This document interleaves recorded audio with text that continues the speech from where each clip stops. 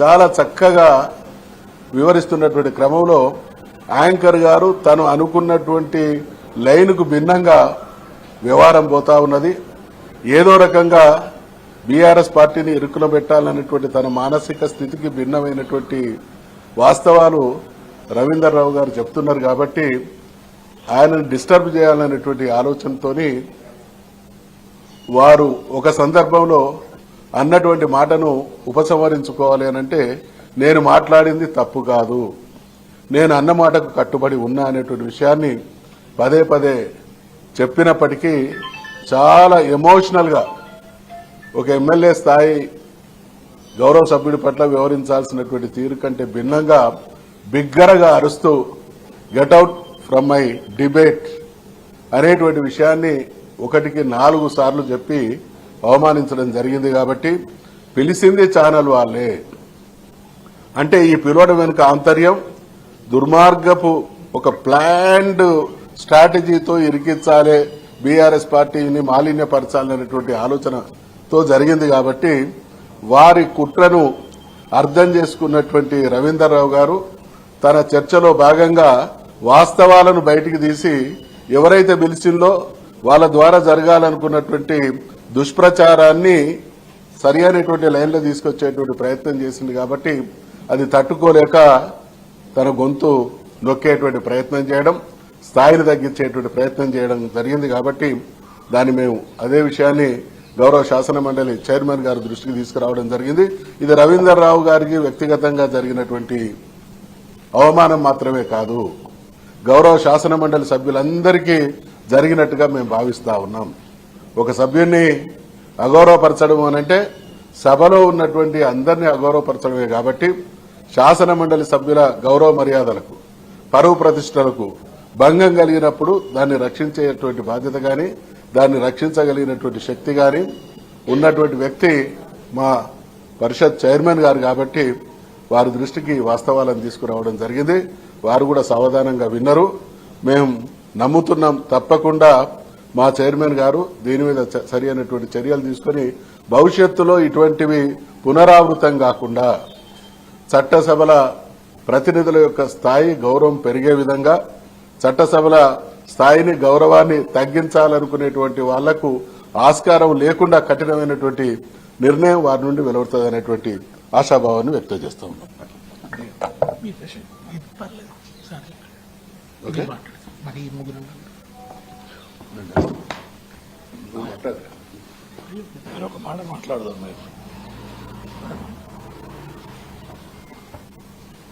సభానాయకులు గౌరవనీయులు మధుసూదనాచారి గారు ఇప్పుడు చెప్పినట్టుగా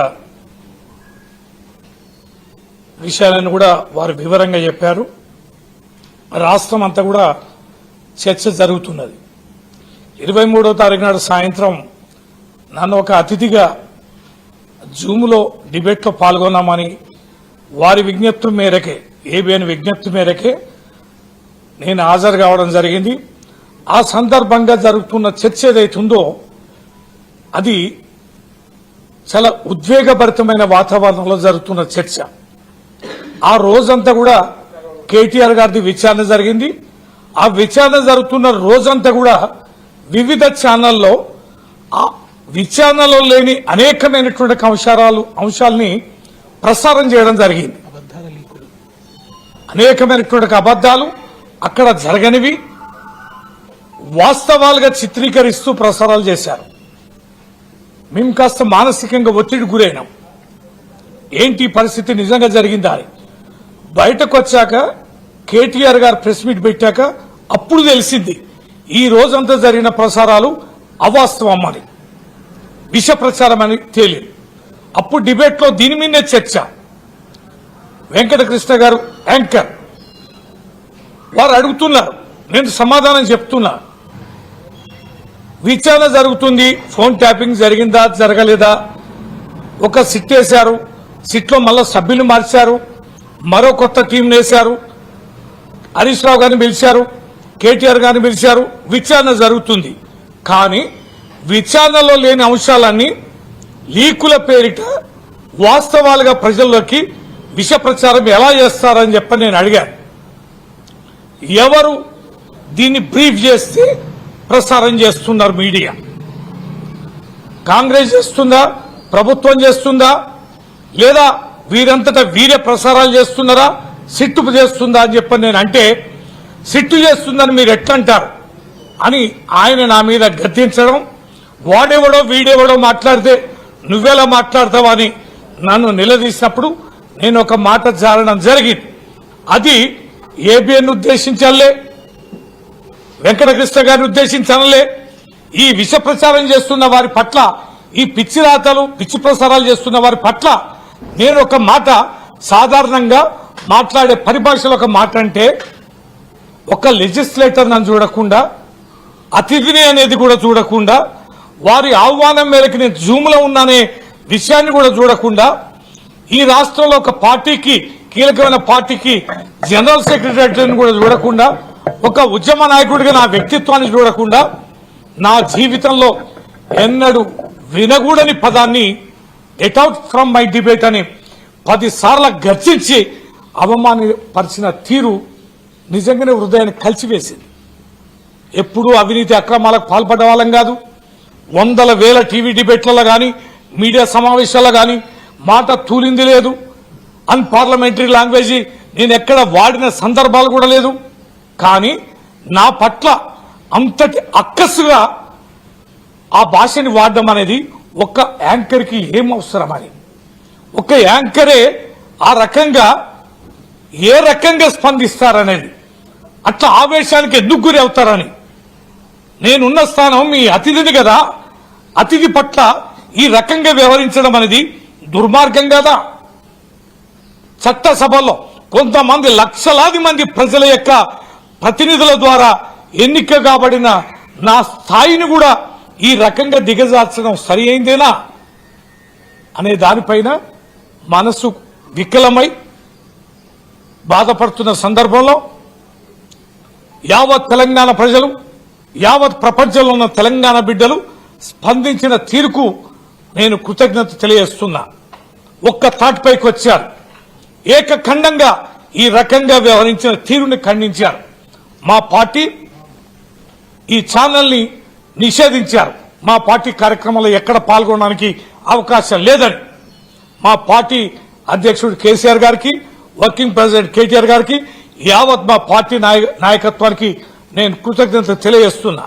ఈరోజు ఒక చట్టసభలోని సభ్యుడికి జరిగిన అవమానాన్ని సరియైంది కాదు, ఇది చట్టసభకి అగౌరవం, సభ్యులకి అగౌరవం అని మా సభ్యులు, మా మసూనాచారి గారు, మా విప్ గారు దేశపతి గారు, మా డిప్యూటీ లీడర్స్ రమణ గారు, పోచంపల్లి శ్రీనివాసరెడ్డి గారు, శాసన మండలి సభ్యులు నవీన్ రెడ్డి గారు, ఇతర మా సభ్యులందరూ ఎట్టి పరిస్థితుల్లో ఇది సభానాయకుడికి తెలియజేయాలి, మా చైర్మన్ గారికి తెలియజేయాలి, కంప్లైంట్ ఇవ్వాలి, విచారణ జరిపించాలి. భవిష్యత్తులో ఈ రకంగా వ్యవహరించే అమర్యాదకరమైనటువంటి ఛానల్స్ పైన చట్టబద్దమైన చర్యలు చేపట్టాలని చైర్మన్ గారిని కోరడం, వారు సమయం ఇవ్వడం, పూర్తిగా మా వివరణ అంతా కూడా వారు తీసుకోవడం జరిగింది. ఖచ్చితంగా విచారణ జరుపుతామని వారు తెలియజేయడం జరిగింది. ఈ సందర్భంగా అన్ని విషయాలు సానుకూలంగా విని చర్యలు చేపడతామన్న మా చైర్మన్ గారికి కృతజ్ఞత తెలియజేస్తూ, ఈ కార్యక్రమంలో పాల్గొన్న మా సభా నాయకత్వానికి అందరూ కూడా వెన్నంటి ఉండి నాకు ధైర్యాన్ని ఇచ్చినటువంటి మా సభ్యులందరూ కూడా నేను మనస వాచ ధన్యవాదాలు తెలియజేస్తూ, భవిష్యత్తులో తెలంగాణలో ఈ రకమైన చర్యలకి ఎవరు పాల్పడినా కఠినంగా వ్యవహరించే వాతావరణం రావాలని మనస్ఫూర్తిగా కోరుకుంటూ సెలవు తీసుకుంటాం. సార్ ఒక్క నిమిషం మాట్లాడు, మేము ఉంటాం. మిత్రులారా, ఒక డిబేట్ నడిపేటువంటి యాంకరు ఒక ఫెసిలిటేటర్గా ఉండాలి, అంతే తప్ప అథారిటేటివ్గా ఉండడం అనేది ఈ మధ్య చాలా చూస్తూ వస్తుంది. యాంకర్గా ఉన్న వాళ్ళే రాజకీయ అభిప్రాయాలు ప్రకటించడం, తర్వాత వచ్చినటువంటి ప్రతినిధుల మీద పెద్ద ఎత్తున అరవటం, అవమానించడం, ఇది ఒక ట్రెండ్గా మారుతూ వస్తున్నది. ముఖ్యంగా ఇవాళ ఏ ఛానల్ మీద అయితే ఇవాళ ఆ ఛానల్ బహిష్కరించాలని చెప్పి బీఆర్ఎస్ పార్టీ నిర్ణయం తీసుకుందో ఇవాళ కాదు, ఆ ఛానల్ మొదటి నుంచి కూడా తెలంగాణ వ్యతిరేక స్వభావాన్ని కలిగి ఉంది. ఆ ఛానల్ కావచ్చు, ఆ పత్రిక కావచ్చు, అనేక రకాల పుకార్లని వార్తలుగా రాసి ఉద్యమ నాయకుడి వ్యక్తిత్వాన్ని కించపరిచేలాగా అనేక రకాల తప్పుడు వార్తల్ని పత్రికా నైతిక నిబంధనలను ఉల్లంఘించి ఇష్టం వచ్చిన రాతల్ని రాసి అపోహల్ని ప్రచారంలో పెట్టి ఉద్యమంలో కూడా చాలా తీవ్రమైనటువంటి నష్టం జరగడానికి కారణమైనటువంటి, ప్రజలకు చాలా క్షోభ కలగడానికి కారణమైనటువంటి ఛానల్స్, పత్రికలు ఇవాళ చర్చకు పిలిచారు, చర్చకు పోయినారు.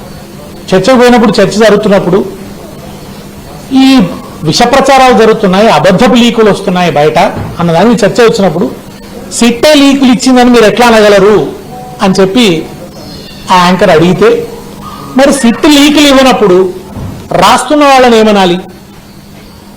అనధికారిక వార్తలను, అపోహలను, పుకార్లను పెద్ద పెద్ద స్లైడ్లు వేసి బ్రేకింగ్ న్యూస్లుగా వేసి ప్రచారం చేస్తున్న వాళ్ళని ఏమనాలని ఒక దురుసు మాట రవీంద్రరావు గారు ప్రయోగించి ఉండవచ్చు.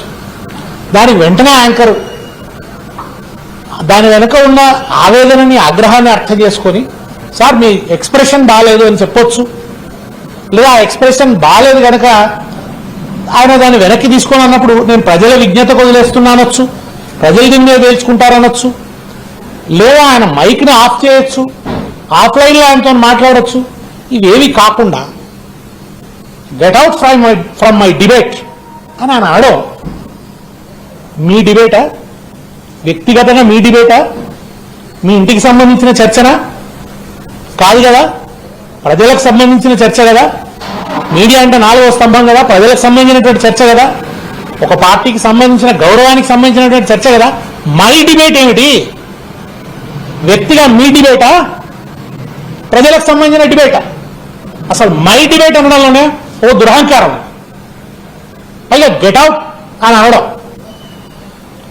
ఎవరిని కూడా మనం అట్లా గెట్ అవుట్ అని అనడానికి అంత అది కూడా బహిరంగంగా ప్రసారాల్లో, లైవ్ ప్రసారంలో, ఛానల్ ముఖంగా అట్లా అనడం అనేది అది చాలా దురహంకారం. మా చేతుల్లో ఛానల్ ఉంది, మేము ఏమైనా చెప్పగలుగుతాం, మేము ఏమైనా అనగలుగుతాం, మీరు మీ గడుచుకు రావాల్సిందే, మీకు మేము ఈ అవకాశాలు ఇస్తున్నాం అన్నట్టుగా ఓ భయంకరమైనటువంటి దురహంకార ధోరణి, దర్పం, తలబిరుసుతనం యాంకర్ ప్రదర్శించాడు. దీనికి నిజంగా కూడా రవీంద్రరావు గారు చెప్పినట్టు నిరసన వ్యక్తమైంది జనంలోంచి. రవీంద్రరావు గారికి సంఘీభావంగా ఇవాళ మేము అందరం కూడా వెళ్ళి, ఇది రవీంద్రరావు గారికి జరిగిన అవమానం కాదు, ఈ ఒక్కరోజు కాదు, ఈ మధ్య ఛానళ్లలో ఇది ఒక మామూలు ట్రెండ్గా మారిపోయింది.